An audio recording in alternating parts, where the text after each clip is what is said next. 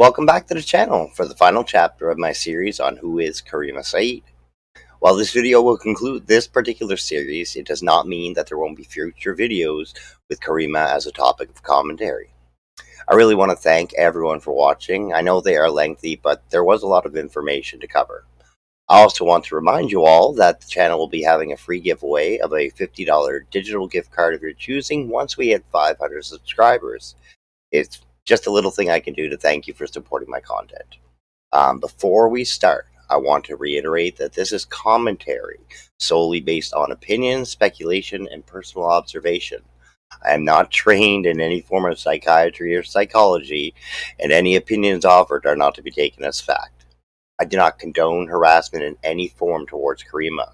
Her own behavior speaks for itself. Thank you all for watching. Please click that like button to help me fight the mass downvoting going on by what I can only assume are the sadists or members of Diagolon. If you are enjoying the content, please consider subscribing. It's free, and you'll get a chance to win that $50 gift card once we hit 500 subs. But enough with the introduction, let's get to it. So the first thing we're going to discuss is narcissism, because I think it's her dominant trait, and it's at the top of all the other things that she does, all the different behaviors, actions, and the way she sees herself. So first, let's take a look over here, and we'll check a definition out from the Mayo Clinic. Narcissistic personality disorder, which I'm going to call NPD from now on, is a mental health condition in which people have an unreasonably high sense of their own importance. They need to seek too much attention and want people to admire them. People with this disorder may lack the ability to understand or care about the feelings of others. But behind this mask of extreme confidence, they are not sure of their self-worth and are easily upset by the slightest criticism. A NPD causes problems in many areas of life. People with NPD may be generally unhappy and disappointed when they're not given the special favors or admiration that they believe they deserve. They may find relationships troubled and unfulfilling, and other people may not enjoy being around them. NPD affects more males than females. So already, I find that there's a lot of this that relates to Caryma. She does get upset when she's not given admiration she feels she deserves. Some special favors, I'm sure that upsets her too. Um, I don't think I've ever really seen her with anybody outside of Lee. Um, so let's look at some of the symptoms. Have an unreasonable high sense of self-importance and require constant excessive admiration. That's Caryma. Feel they deserve privileges and special treatment. Caryma. Expected to be recognized as superior even without achievements. Hate expert, investigative journalist. I'll just leave it at that. Make achievements and talents seem bigger than they are. Definitely. Be preoccupied with fantasies about success and power. Oh, I'm sure they are there. Believe they are superior to others. Absolutely, she does that. Don't know about the second half. Be critical of look down on people they feel are not important. Oh, yes, absolutely. Expect special favors and expect other people to do what they want without questioning them. Yeah, because if you do, you get blocked. Take advantage of others to get what they want. I believe that. I believe she may be taking advantage of Elisa Hadigan and her mental health, but can't prove that. It's just speculation. Have an inability or unwillingness to recognize the needs and feelings of others. I think that's been shown on a number of occasions. I don't know if she's envious of others. There's been signs that that's true, especially the way she attacks some journalists, award-winning journalists. But I definitely believe, because she said it, that other people are envious of her. I'm not. Nobody I know is. Behave in an arrogant way, brag a lot, and come across as conceited. I can do whatever the fuck I want. Insisting on having the best of everything. Nah, I don't know that. At the same time, people with NPD have trouble handling anything they view as criticism. Become impatient or angry, or definitely impatient when they don't receive special recognition or treatment. And what do I mean by patient? Just look at Hategate. She can't stop with it because nobody cares. Have major problems interacting with others and easily feel slighted. Definitely acts like she feels slighted a lot. Reacts with rage or contempt. Yeah, she's usually smart enough to avoid that. She is very good at managing her emotions and behavior. very much like a psychopath. Not that she is a psychopath, but just that's an example of the way that they're able to control and express emotions even though they don't feel any. Experience major problems dealing with stress and adapting to change. Could be. Withdraw from nope. Nope. Now this one, very possible with NPD. Have feelings of insecurity, shame, humiliation, and fear of being exposed as a failure. That I could see. It just she's overcompensated so much. I can definitely see that. So that's basically from the Mayo Clinic, a definition and some symptoms of narcissism.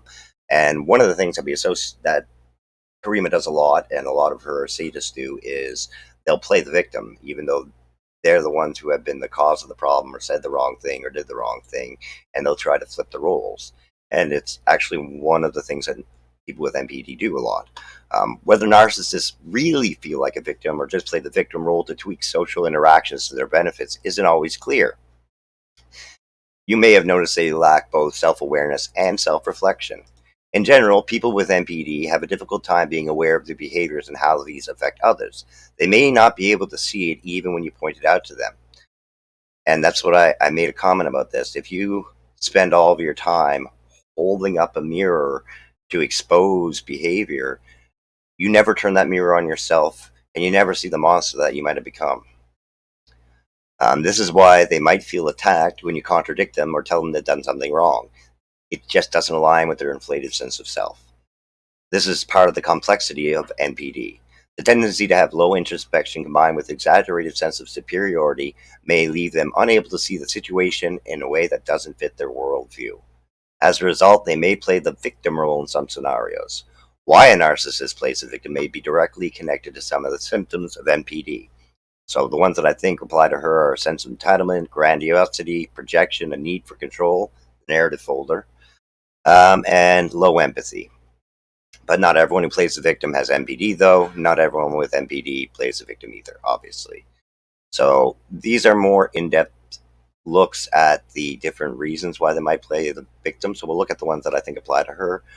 Sense of entitlement. With NPD may have a strong sense of entitlement that they are inherently worthy of special treatment, recognition, and privilege. When things don't go their way, they might react with anger or feel the need to blame others for messing things up. Sense of entitlement also leads someone with NPD to think anything they do is just for you is just the greatest. If they feel they don't get enough praise and recognition, they might act like victim. I can't. Yeah. A narcissist may go from playing the hero to playing the victim. We've seen this a lot. Everyone uses defense mechanisms in different circumstances for different reasons. We're not usually aware. Sometimes it protects us from remembering painful experiences. Other times it might help us cope with perceived threats to our identity, integrity, and sense of self. People with NPD may also use specific defense mechanisms to protect themselves from emotional pain. Some people with the disorder live with delusions of grandeur.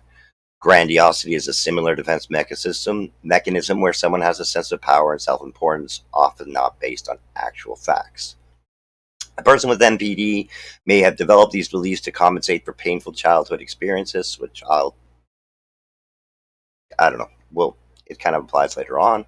But because of this, self-esteem based on these false beliefs might be what clinicians call fragile. Means it's likely to change according to external factors. If someone either delusions grandeur will face a situation they're not seen as a hero they think they are, they might justify it by saying someone else is trying to harm them, like CAN or any other group, Antifa.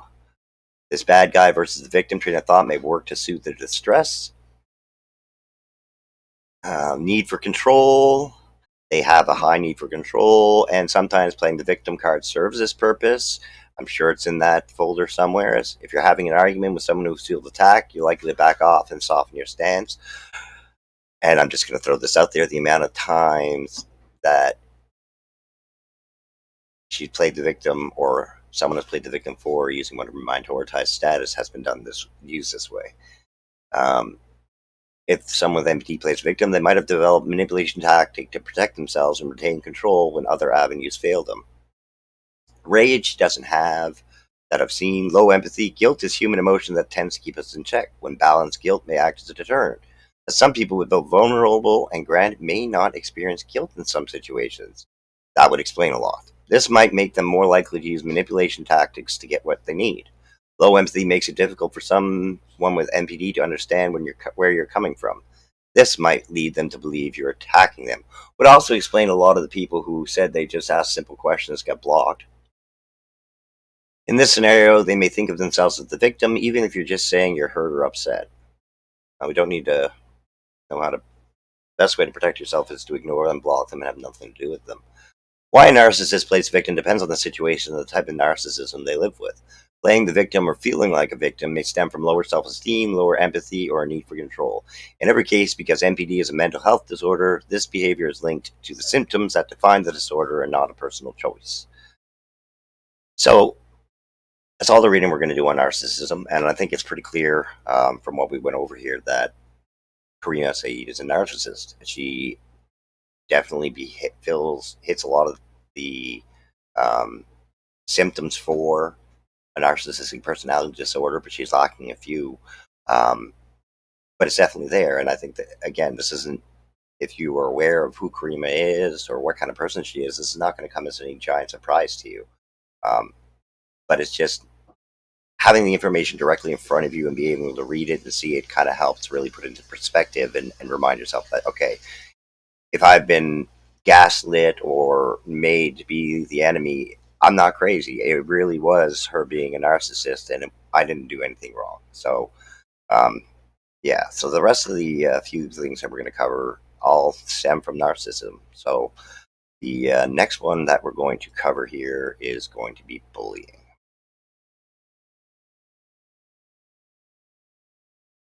Now, I chose bullying as a second thing I want to examine because I think that's something that comes from the narcissism. Um, to defend their false sense of reality when they're challenged, even with evidence. And to me, I think Caryma does bully and harass her detractors and critics, usually the most vocal ones. But again, we're just going to take a minute here and go over to Wikipedia and see what Wiki has to say about bullying. Bullying is the use of force, coercion, hurtful teasing, or threat to abuse, aggressively dominate, or intimidate. The behavior is often repeated and habitual. One essential prerequisite is that the perception by the bully or by others of an imbalance of physical or social power. Important. This imbalance distinguishes bullying from conflict. Bullying is a subcategory of aggressive behavior characterized by hostile intent, imbalance of power, and repetition over a period of time. And I think it's clear that she's used her social power, her social influence to paint targets on the back of people. We've seen the all the lawsuits. We've seen people that she's attacked. Deanna is constantly under attack by her group of sadists, and they'll be mentioned next year in the next part of this definition. But it's clear she uses that social power to dominate people, to intimidate people. She uses the law to intimidate people and to dominate them. And I'm sorry, Danny, it's not your fault. It's a position that you were in, but it worked because Danny can fight back. But then you have people like Jennifer who can fight back, and people like Ken who did fight back and won. And she can make up whatever reality she wants about it. But the fact remains is that she's not going to refile because she knows she's going to lose. And it's just the beginning of those losses, I think. I hope, especially for the people concerned, because they are good people and have all of these lawsuits, as far as I'm concerned, are frivolous and a waste of the time of the court and used to bully and intimidate and harass people. Bullying can be done individually or by a group in which the bully may have one or more followers who are willing to assist the primary bully or who reinforce the bully by providing positive feedback such as laughing. Those are the sadists. And again, it doesn't say that the bully has to direct them themselves. It just says that they have one or more followers who are willing to assist the primary bully. And she has at least a dozen sadists in her close circle who will take the target she's placed out, and they will take it to the next level in personal attacks and ad hominem attacks, and they will drag them down, and they will lie about them and libel them and make up stories and spread misinformation. And I am sure that Caryma is aware of that, and this is done intentionally. But here you have bullying not just by Caryma, but by a group of her own followers who have openly admitted to being fans, who are always in her replies, giving her, even when she doesn't deserve it, even when she's done something wrong, defending her at every turn and calling her the best journalist in all of Canada. Nonsense. Nobody knows who she is, hardly outside of freaking Ottawa and Toronto, let alone outside of Ontario. She's not that popular. And she's more infamous than she is famous. And I don't think she realizes just how unimportant she actually is in Canada.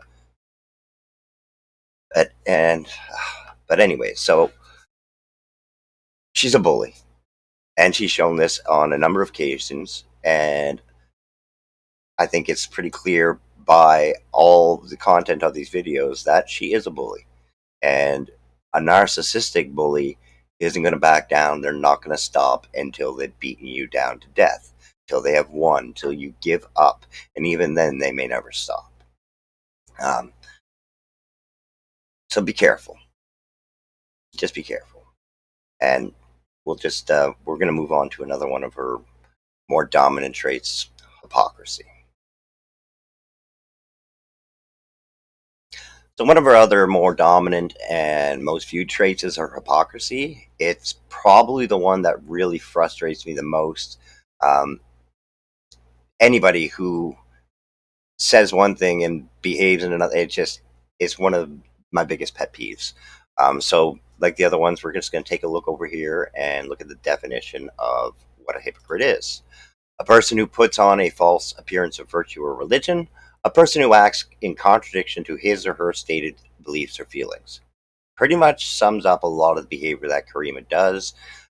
Perfect example is she denied knowing anything about James Bowie and the allegations. But in the same breath, one of her sadists tweeted, and I've got this saved, that she had notified Caryma before the police had been notified and told her about James Bowie and told her about his sexual predatory behavior. And then she played dumb about it. And then she went so far as to write an article about it, complaining that nobody asked her if she was a victim. Well, nobody asked if she was a victim, not because they don't think she might have been, but because we all knew that she knew about it. And if you know about it, you were covering for him, as far as I'm concerned, and you haven't told us everything you know. And if that's not true, you don't hold me accountable, you hold your sadist accountable. You know, the one that you retweet, the one who put the picture of my son on one of your replies that you've left there for almost a year now and refused to do anything about, that she used to try and get CPS to come take my kids away. No. Yeah. But one thing I really want to look at here is the etymology, because Caryma is a big fan of WWE, and that's like a soap opera for men. It's the person who came up with that idea is literally just made a soap opera for men, and it was a great idea for them to make money. I mean, just think of it. But she loves it, and she incorporates it into her professional life on a regular basis. And I think the etymology here is absolutely ironic, given that. So hypocrite comes from two different words. The first being answerer, actor on stage, or pretender. The second being to reply, make an answer, speaker in dialogue, play a part on a stage, fame. She is an actor who plays a part on a stage, nothing more. And I think that's easily demonstrated by the amount of times that she both sides things, or the fact that she started out documenting the convoy and the right wing, and has slowly progressed to focusing solely on anti-fascists and the left, and making them out to be villains and violent and liars and aggressors and manipulators. It's clear to see hypocrisy. But then to say she also says that her leanings would be considered left, but she doesn't like to be put inside a box, left or right. Well, she never. this isn't where I wanted to talk about this, but it's going to bring it up because it kind of just fell into there. But at every turn that she's at these protests or demonstrations, she never shares her own opinion. And even when she's not, she never shares her own opinion. Does Caryma support the queer community? Does she support trans rights? Does she support the right of kids to be safe in school and not have their parents be contacted? Where does she stand on these issues? I've never actually seen her take a real stand on any actual issue other than something that affects her directly, like a mean tweet or something. And she constantly defends freedom of speech and how everyone should be heard. But no, not everyone deserves to be heard. Fascists don't deserve to be heard. They don't deserve a platform. But she downplays that. So I don't understand. And how do you reconcile that?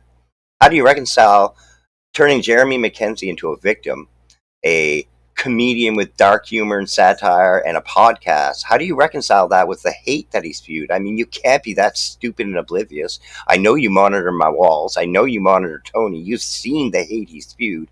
How can you sit up there as a brown Muslim woman of Palestinian descent and try to whitewash a man who has attacked Muslims, who has been Islamophobic? He's attacked immigration, he's attacked women, he's attacked black people.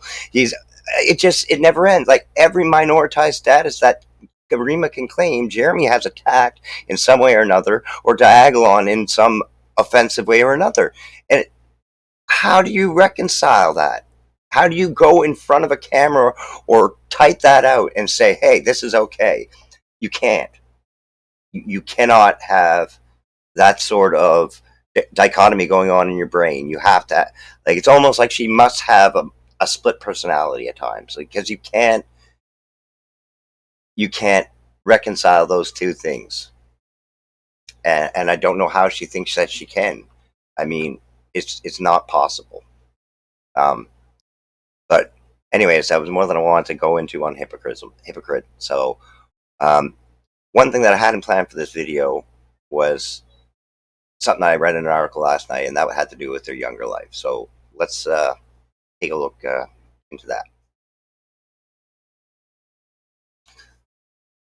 So one thing I noticed is that most, if not all, of her sadists and more faithful followers are white, and she's been accused of being a plant for white supremacy, of promoting fascist ideals, or defending white supremacy.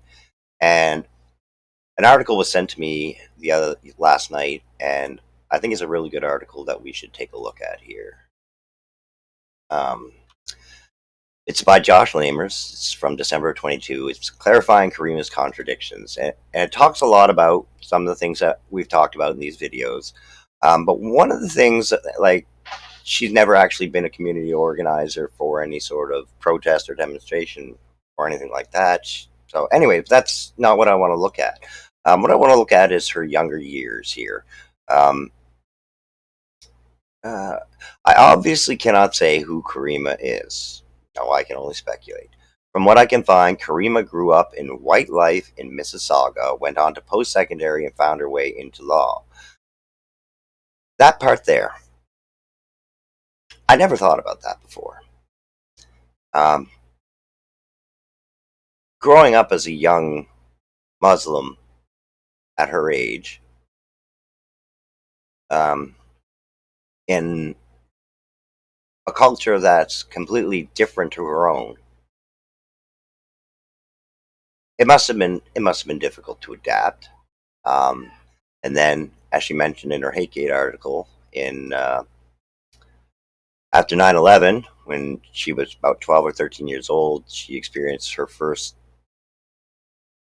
racism for the first time, I think she said, where she was told that she needs to go home. And she thought she was going home, but she didn't get it until later on.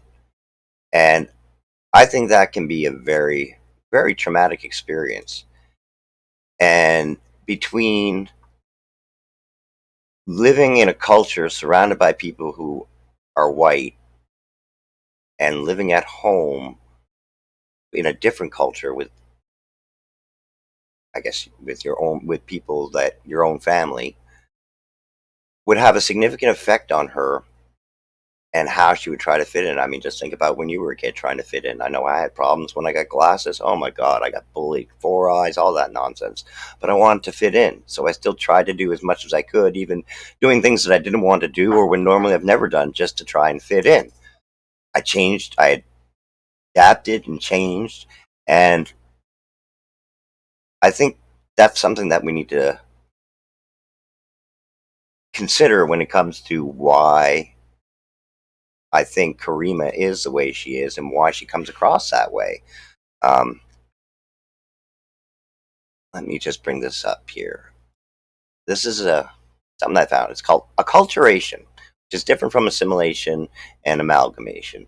Assimilation, you become, you change on purpose. And we'll talk about it in a minute, okay? But acculturation is a process of social, psychological, and cultural change that stems from the balancing of two cultures while adapting to the prevailing culture of society. Acculturation is a process in which an individual adopts, acquires, and adjusts to a new cultural environment as a result of being placed into a new culture or when another culture is brought to someone. Individuals of differing cultures try to incorporate themselves into the new, more prevailing culture by participating in aspects of the more prevailing culture, such as their traditions, but still hold on to their original culture's values and traditions. The effects of acculturation can be seen multiple levels in both the devotee of prevailing cultures and those who are assimilating in the culture. At this group level, acculturation often results in changes to culture, religious practice, healthcare, and other social institutions. There are also significant ramifications of the food, clothing, and language of those becoming introduced into the overarching culture. At the individual, and this is so basically what you're understanding here is that slowly over time, a person will lose the culture they were born with by trying to assimilate and adopt culture, the dominant culture around them. And eventually, over time, slowly, they will become more like that culture and lose their former one. So, at the individual level, the process of acculturation refers to the socialization of process by foreign born individuals, blend the values, customs, norms, cultural attitudes, and behaviors of the overarching host. This process has been linked to changes in daily behavior, as well as numerous changes in psychological and physical well being. Psychological. As enculturation is used to describe the process of first culture learning, acculturation can be thought of as second culture learning. Under normal circumstances that are seen commonly in today's society, the process of acculturation normally occurs over a large span of time throughout a few generations.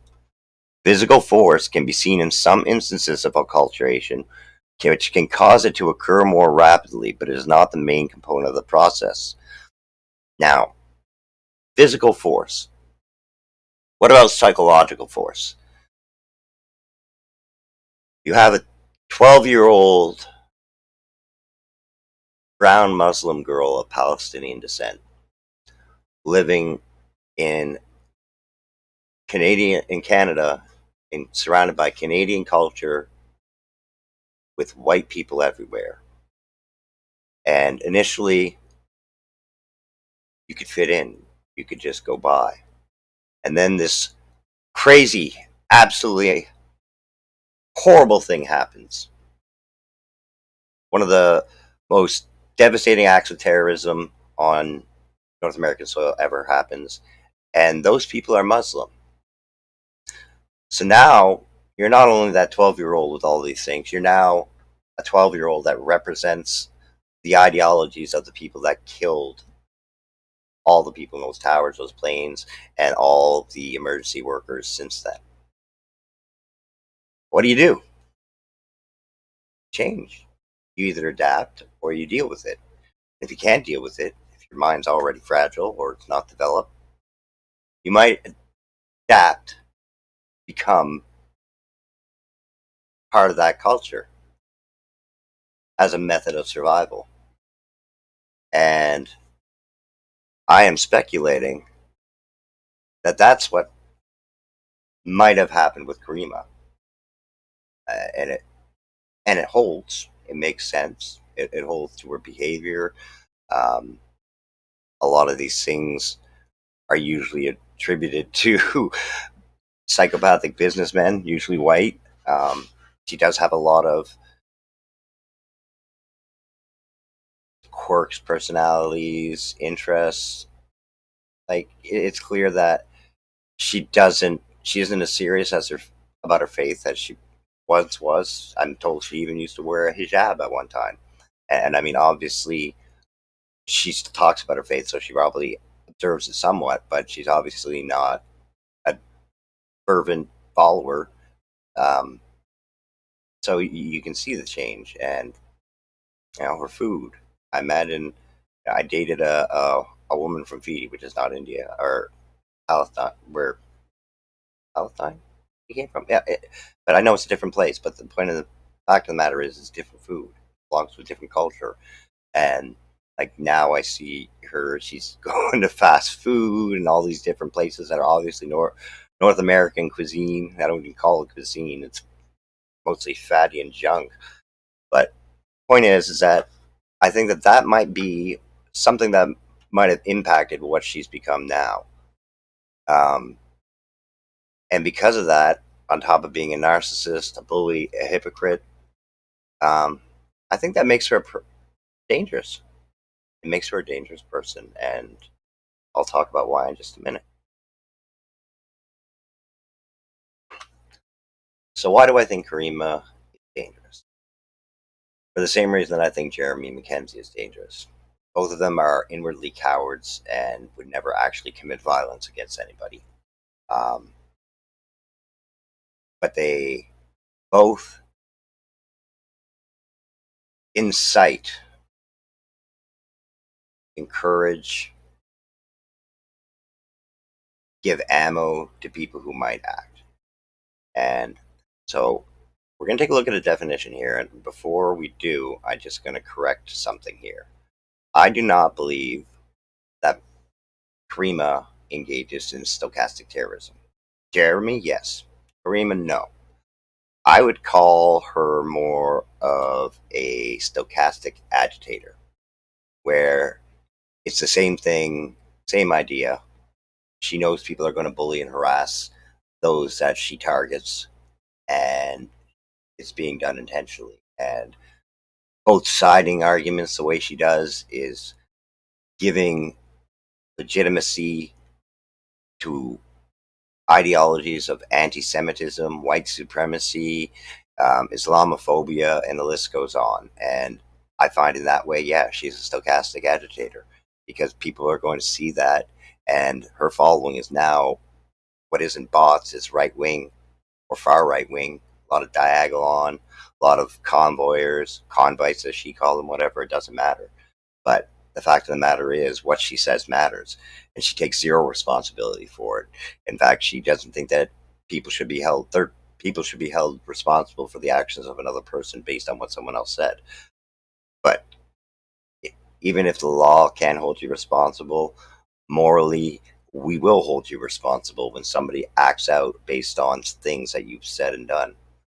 So, stochastic terrorism is a process by which a public figure or group targets a perceived political enemy by using mass media to denounce and demonize them. This may lead to a random terrorist attack committed by the perpetrator's audience. Whether the instigator's rhetoric leads to a terrorist attack is not predictable. However, it makes the statistical probability of an attack higher. The random, indirect nature of the violence provides the instigator with plausible deniability, as the public demonization of the target does not generally meet the legal definition of incitement. And that is how her targets are attacked. So stochastic means describe something random involving chance or probability. We know what terrorism is. Oh, there you go. Stochastic harm occurs when the cause and its effect are indirectly linked by probable relation. So yeah, by this has been done by her on a number of occasions by downplaying the aggression of protesters and upplaying the violent actions of counter protesters or anti fascists, if you will. Perfect example of that was when she said anti fascists were triggered into, or triggered into kicking somebody because he was blowing smoke at them. That's not what they kicked back for. He kicked them. That wasn't included in any video that was shared on her wall. It wasn't just trying to instigate or antagonize. They actually did things. And constantly, when you put targets on the back of anti-fascists like this, something is going to happen. Because in those groups of protesters, there are a lot of people on the edge, a lot of mentally unwell people. It's been a long 3 years, and people have lost a lot of stuff. And they're blaming things on people and organization and groups that don't need to be blamed for them because they had nothing to do with them. And the more that she continues to do this, the more that Jeremy Mackenzie and anybody continues to do this, the worse that it's going to get for everybody, because people are going to start acting out. So we'll just pause here, and we're going to move on. I'm just going to have some final words to share. I could spend hours speculating about why Caryma is the way she is, but in the end, only she really knows. And it's possible that her narcissism has reached such a degree that even she no longer knows. There's a very tiny part of me that feels immense pity for her. To live in a state of constant interference, self-doubt, while acting the opposite on the outside. She exists as two conflicting personalities, and that can have a huge psychological effect on a person. I've never seen her with any actual friends, only people that she communicates with online regularly.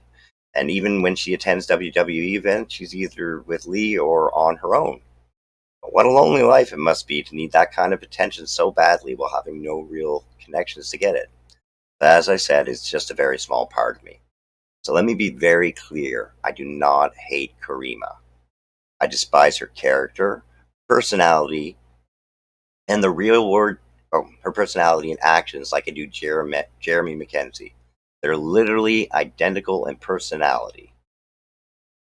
The sadists, like Diagolon, say that exposing bad behavior or criticisms are harassment and libel. They're not. And for the record, this is a YouTube commentary channel, not a podcast. You know who you are. You are free to draw your own conclusions as you see fit. Mine are already decided.